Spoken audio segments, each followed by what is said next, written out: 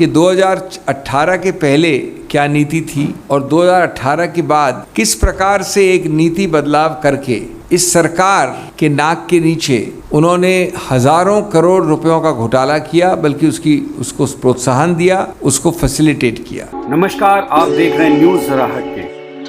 दोस्तों, भाजपा सरकार देखिए करती है कैसे कमाल, अपनी जेब भरने को खा गई है गरीबों की चावल और दाल। ये थीम है आज की, और ये थीम संबंधित है इस बात से कि पिछले 8 वर्षों में किस नेता ने कैसे कमाया है माल, छीन कर कटोरे से और कटोरी से रोटी और दाल। ये किस्सा और कहानी नफाड के सिलसिले में शुरू होती है। जैसा आप जानते हैं, ये एक राष्ट्रीय कोऑपरेटिव है जो कल्याणकारी योजनाओं के लिए जो लाभार्थी होते हैं, जो ऑब्जेक्ट्स होते हैं, उद्देश्य होता है उन कार्यक्रमों के लिए, उनको सहूलियत से सामान पहुंचाने के लिए बनाई गई है। अब जो मैं आज आपसे बात कर रहा हूँ वो बहुत ही संक्षिप्त बात है, बड़ी सरल बात है, इसलिए पहले मैं आपको संक्षिप्त में समझा दूँ कि क्या बात है, जिसलिए मैंने ये अभी कुछ मुहावरे कसे। बात बड़ी सरल इसलिए है कि 2018 के पहले क्या नीति थी और 2018 के बाद किस प्रकार से एक नीति बदलाव करके इस सरकार के नाक के नीचे उन्होंने हजारों करोड़ रुपयों का घोटाला किया, बल्कि उसको प्रोत्साहन दिया, उसको फैसिलिटेट किया। ये ऐसे हुआ कि 2018 के पहले दाल के विषय में बड़ा एक सरल नियम था इसी नाफेड के सिलसिले में। अगर उदाहरण के तौर पे 100 किलोग्राम चना उपलब्ध होता तो वो दिया जाता था जो लोग बिड करते थे उनको चने से दाल बनाने के लिए।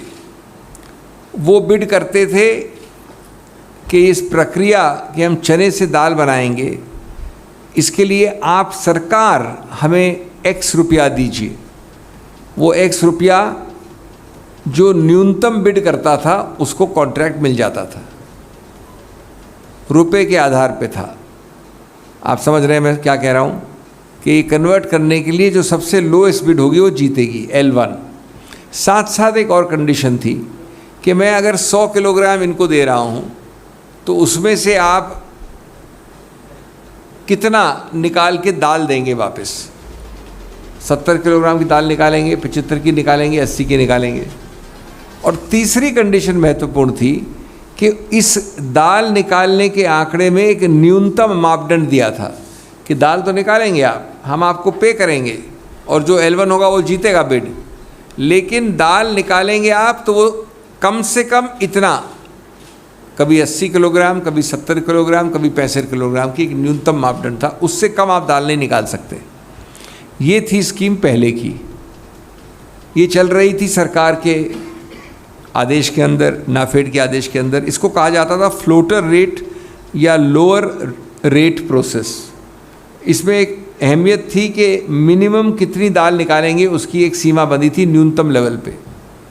2018 के बाद ये जो बदलाव हुआ नियम का, उससे ये स्कैम उजागर हुआ, उसके कारण ये स्कैम पैदा हुआ। बदलाव ये हुआ कि उन्होंने पहले तो L1 न्यूनतम वाली बिड का सिस्टम ख़त्म कर दिया।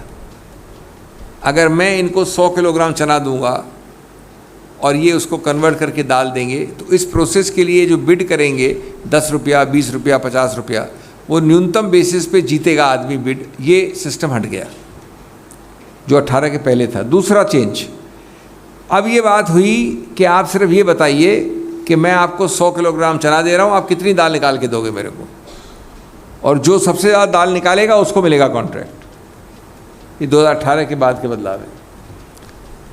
ये दो सरल बदलाव थे। इससे घोटाला कैसे हुआ?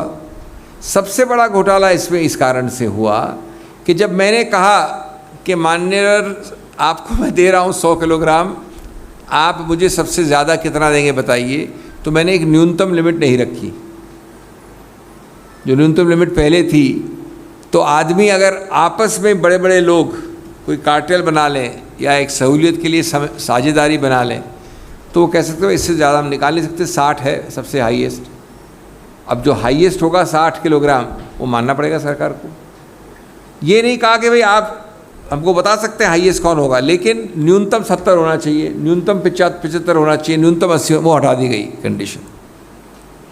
दूसरा प्रॉब्लम इसमें ये हुई कि लोएस्ट बिडर हट गया, क्योंकि अब बिडर के आधार पे होता नहीं था, अब होता था कि कौन कितनी दाल निकाल के देगा। नंबर 3, इसका दुष्प्रभाव क्या हुआ?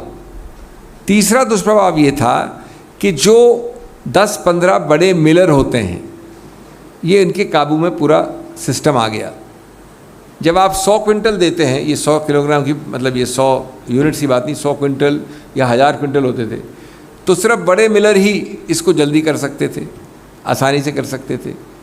बड़े मिलर 3-4 सिर्फ अगर 7 हो जाते तो आपको एक फिगर देते कि हम तो भाई 100 किलोग्राम का 60 ही बनाएंगे, और आपके पास कोई न्यूनतम मापदंड नहीं था कि भाई मिनिमम आपको 75 तो बनाना ही पड़ेगा।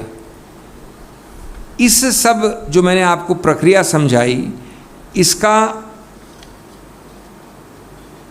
पूरा फिगर जो CAG ने, ये मैं नहीं कह रहा हूँ,